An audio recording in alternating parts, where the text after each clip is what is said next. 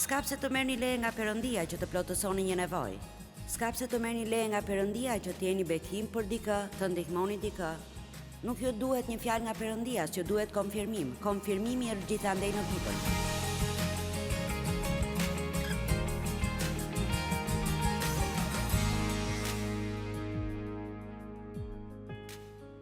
Kjo është një nga të preferuarat e mia, është ajo që e quajmë historia e Samaritanit të mirë.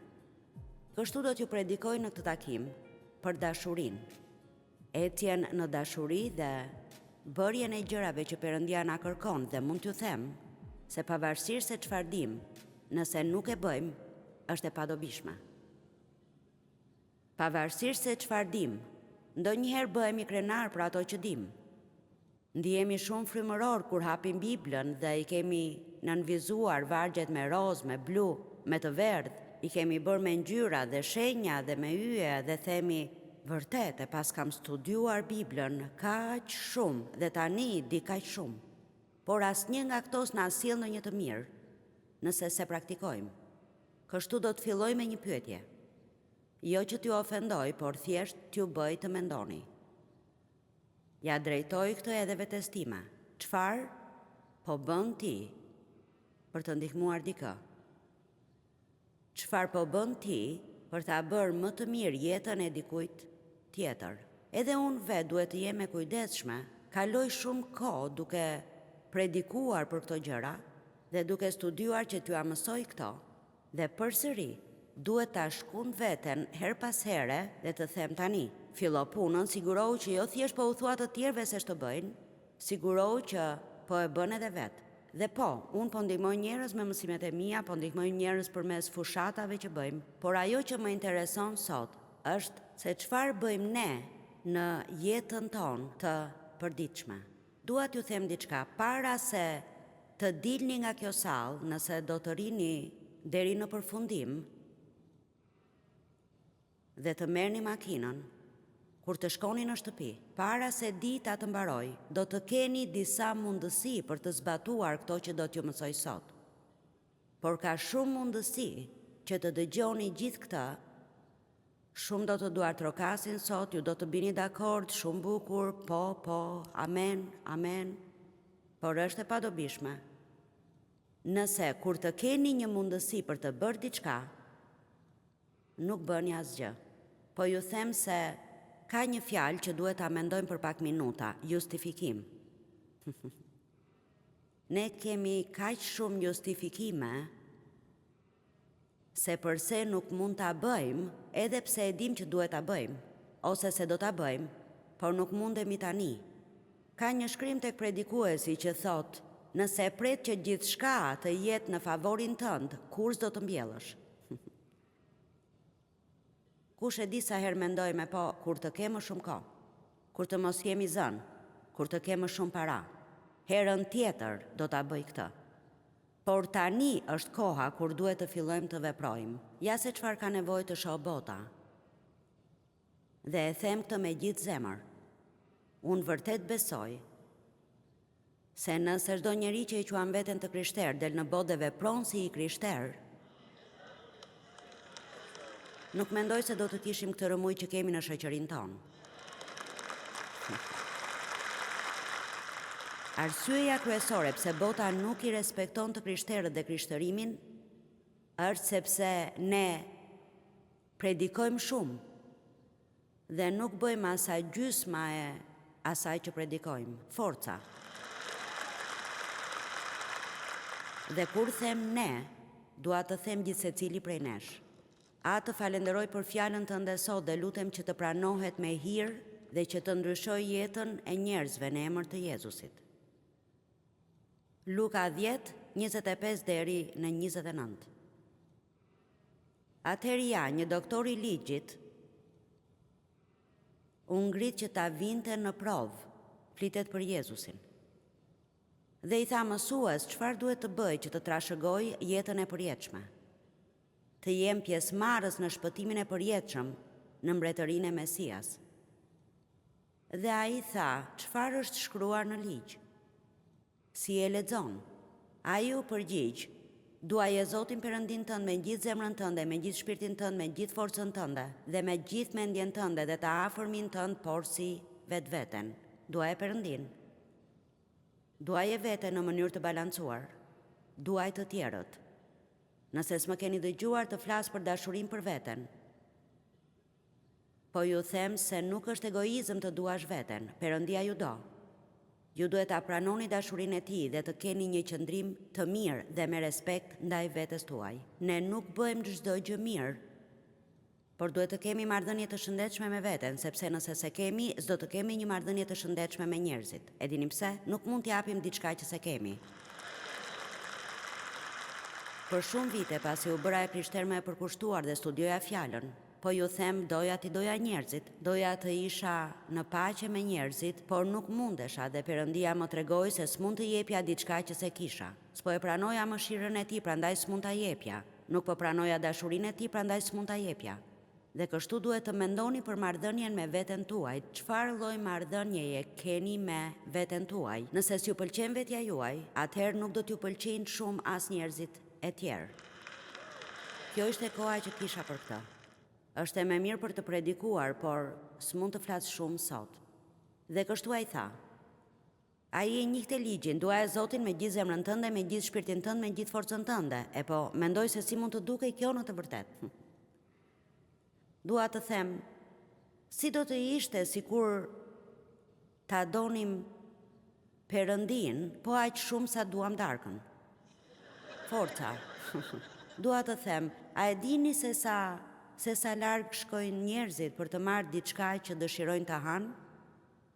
Vërtet, ai ka shkuar ndonjërit mendja për diçka të ëmbël dhe është ngritur dhe është veshur, ka hipur në makinë dhe ka shkuar diku? Forca, në rregull. Por e dini kur vjen puna tek, jo të gjithë janë kështu. Po them se ju bët një përpjekje, jeni këtu, keni lënë çdo gjë që të jeni këtu, por nuk po flas për njerëzit në këtë sallë, po flas për shumë njerëz nga gjithë bota. Dhe po ju them se mund të keni me Perëndin një marrëdhënie aq të mirë sa doni vet, varet se sa kohë jeni të gatshëm të investoni. Do ta them përsëri. Mund të keni me Perëndin një marrëdhënie aq të mirë sa doni vet, varet nga koha që jeni të gatshëm të shpenzoni për këtë. Tani po shtoj edhe këtë, dhe se sa jeni të gatshëm të bëni atë që dini.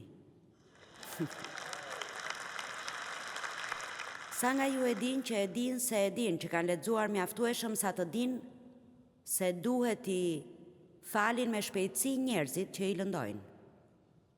Sa nga ju e din këtë, në rregull. Por sa nga ju janë ulur këtu sot të zemëruar me dikë. Mirë, duhet ta kaloj me një herë këtë, ma merr mendja. Por ja vlen që ta përmendim. E di mirë. Mirë. Ky djalë fetar, ky avokat, e dinte, ai ju përgjigji Jezusit me njëherë. Jezusi tha çfarë thot ligji, ai e kishte përgjigjen, jam e sigurt që u ndje krenar për veten. Duaje Zotin me gjithë zemrën tënde, me gjithë shpirtin tënd, me gjithë forcën tënde, me gjithë mendjen tënde dhe të afërmin tënd, por si vetveten. Jezusi i tha atij, u përgjigje drejt, vepro kështu. U përgjigje drejt, vepro kështu. E dini, jam e kënaqur që po predikoj për këtë sot, sepse kam nevojë ta dëgjoj edhe vet. Asgjë nuk ju bën më të lumtur se sa të hiqni mendjen nga vetja dhe ta përqendroni në të qenit bekim për dikë tjetër. Është e vërtet, vjen një energji e madhe fizike që unë e ndjej kur mendoj qëllimisht çfarë mund të bëj për dikë tjetër sot, si mund ta bëj më të mirë jetën e dikujt tjetër sot. Ndodh diçka kur ju e mbani mendjen tek vetja. Kjo gjë sikur ju tërheq poshtë dhe përqendrimi është vetëm mbi ju. Një nga gjërat që unë urrej më shumë, kur ndjehemi keq apo kur jemi të sëmur apo kur kemi dhimbje diku, është se përqendrohemi tek vetja jonë dhe tek mënyra si ndihemi, dhe unë s'dua ta jetoj jetën kështu.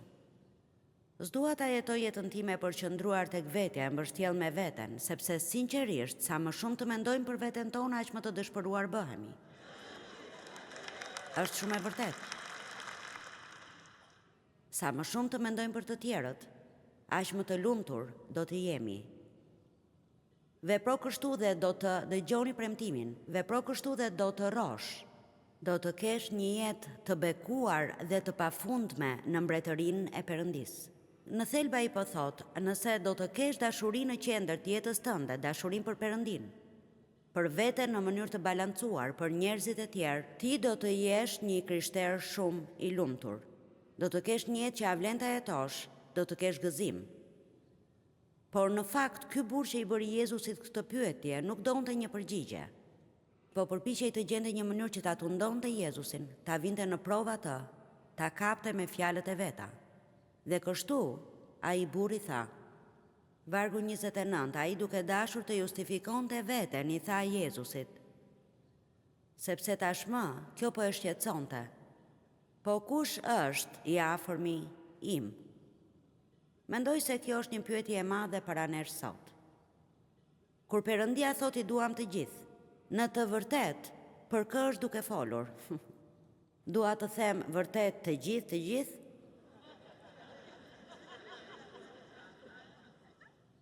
Sigurisht që kjo nuk përfshin njerëzit që nuk janë si ne. Sigurisht që kjo nuk përfshin njerëzit nga kishat e tjera, sidomos nga ato kishat që janë të çuditshme. Jo, s'mund, ti dua ata. Dhe po e them në fillim, dashuria nuk është një ndjenjë. Nuk është një ndjenjë sikur je në përre. Është një vendim për mënyrën se si do të flasim për njerëzit. Forca, se si do të flasim për njerëzit. Nuk ka pse të flasim për gjërat e gabuarat asaj kishe, apo se sa gjëra nuk na pëlqejnë. Gjeni diçka për të cilën jeni dakord. A besoni tek Jezusi? A e doni Perëndin? Tani ka edhe fetëreme dhe gjëra që duhet të ngrem zërin apo që nuk përputhen me fjalën e Perëndis. Por unë po flas për gjithë këto ndarje që ekzistojnë në trupin e Krishtit, për gjithë këto ndryshime të vogla që njerëzit kanë, shumë prej të cilave nuk do të sjellin asnjë ndryshim të vogël në shpëtimin e askujt. Dëgjova sikur ju flisni në gjuhë. Nuk dua të kem lidhje me ju. A pa gëzoni në emër të Atit, Birit dhe Frymës së Shenjtë apo vetëm në emër të Jezusit? Vërtet, denominacione të tërë ndahen për gjëra të tilla. A besoni në pagëzimin e foshnjave apo edhe në pagëzimin e të rriturve? Mirë, e dini, nëse kjo ju ngatëron, atëherë bëjini të dyja. E dini, unë nuk... Sinqerisht, është sikur ne... Po kapemi me mushkonjën dhe po e humbasim thelbin e asaj që Perëndia dëshiron për ne. Le të mos gjejmë më gjëra për të cilat të luftojmë dhe le të gjejmë gjëra për të cilat bijem dakord.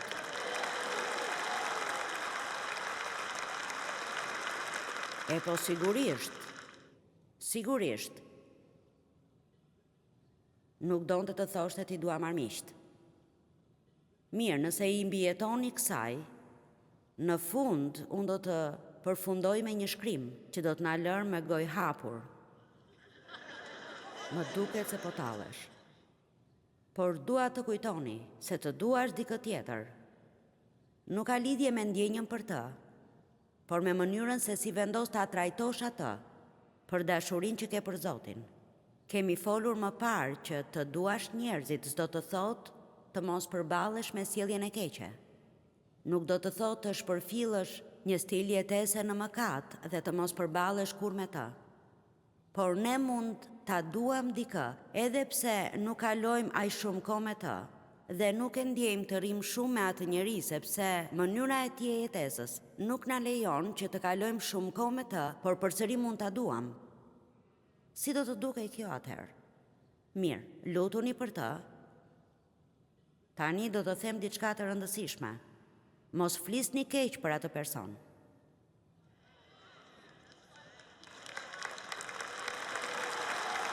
Kjo është shumë e thjeshtë. Si mund të dua?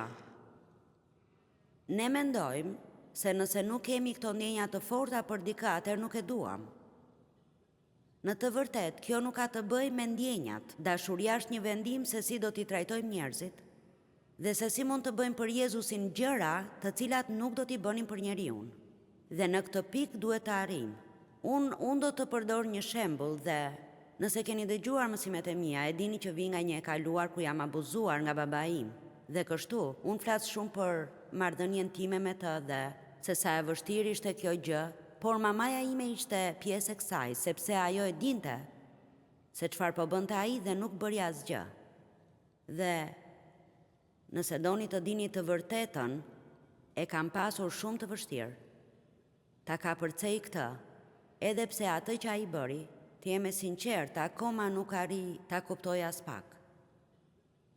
Nuk arri ta kuptoj se si një nën mund ta bëj këtë. Thjesht nuk e kuptoj, por unë e di se ajo ishte e friksuar nga i madh dhe frika i detyron njerëzit të bëjnë gjëra të çmendura. Dhe askush dëgjoi për abuzimin, nuk flitej fare për incest në atë kohë kur unë po e kaloja këtë. Dhe në fund, 30 vite pasi kjo gjë më kishte ndodhur, mamaja më kërkoi falje dhe ajo më tha se përballoja dot skandalin. Nuk mund ta përballoja skandalin. Kështu, Perëndia më dha mua hir, jo ta ureja atë, por ma merr mendja do të kisha menduar, nuk e dua atë. Por tani unë e di se e doja maman, unë nuk ndjeja dashuri ndaj saj, por e doja atë, sepse kur ajo u plak dhe nuk mund të kujdesej për veten, ne u kujdesëm për të, për 15 vite, në një qendër kujdesi me vizita, e çonim tek mjekët, i siguronim veshje të mira, e çonim që të bënte flokët një herë në javë. Vërtet, ne bëm atë që Jezusi do të na thoshte të bënim. Unë nuk e kisha ndjenjën e dëshirës për ta bërë. Në fakt, mamaja ime më pyeti një herë dhe shpresoj të mos tingëlloj keq, por unë them të vërtetën. Ajo më tha, si ndihesh në lidhje me mua? A më do ti mua? Unë i thashe po. I thash, nuk të dua aq shumë sa dikush mund të dojë nënën e ti, sepse ti si e kujdesur për mua, s'ke qenë nën për mua, por i thash, unë të dua si një njeri që Jezusi e do, dhe do të sigurohem që të kesh kujdesin e duhur, dhe nuk do të kesh trajtoj. Thjesht e kisha në zemër t'u tregoja për këtë sot, sepse mendoj se shumë shpesh ne mendojmë se nuk ndjejmë ndonjë gjë kundër një personi dhe se s'mund ta duam atë. Perëndia s'po më kërkon mua të kem gjithë këto ndjenja të mrekullueshme për dikë që më ka keq trajtuar apo s'më ka ndenjur pranë, por ai po më kërkon të lutem për të. Të mos them fjalë të këqija për të. Dashuria mbulon shumë mëkate. Nuk i nxjerr në dritë, por i mbulon ato. Amen? A e dini sa e vështirë është të mos flasësh për njerëzit? A ka ndonjë në këtë sallë përveç meje që e di se sa e vështirë është të mos e bësh këtë? Tani, unë ndaj historinë time, por kam një qëllim në këtë që bëj. Dhe nuk ka asgjë të keqe që të tregoni diçka nëse keni një qëllim, por nëse është thjesht një thashë them, apo për ta bërë dikë të duket keq, nuk mund ta bëni. Pastaj vjen gjëja e fundit dhe kjo ndoshta është më e vështira. Nëse ai njeri ka një nevojë, o Perëndi, më mirë po predikoj mbrapsht për këtë.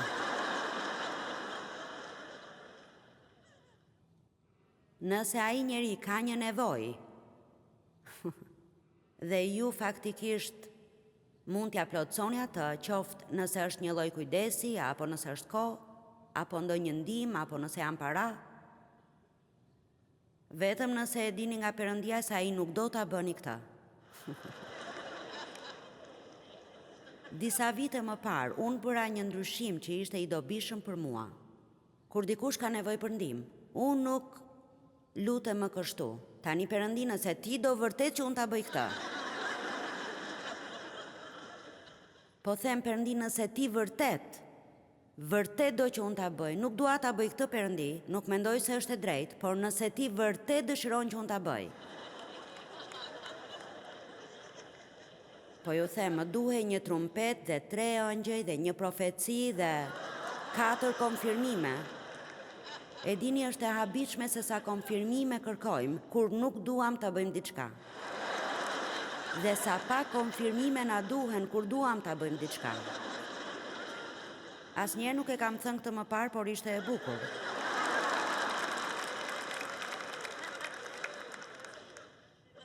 Unë do ta bëj jetën tuaj shumë më të lehtë. Nuk ka përse ta bëni më këtë. Nga tani i thoni Perëndis, do të ndihmoj këdo vetëm nëse ti më thua të mos e bëj. A jeni të guximshëm ta thoni?